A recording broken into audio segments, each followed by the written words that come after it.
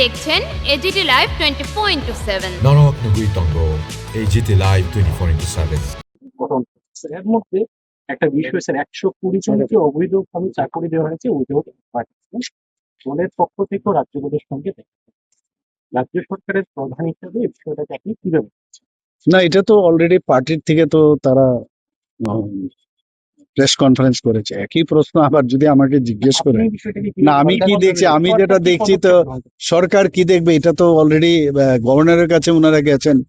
তো এটা যদি সত্যি হয় তো আমাদের যে আইন অনুসারে আমরা দেখবো আমাদের সেখানে হাত দেওয়ার সুবিধা আছে কিনা। According to law we have to go head.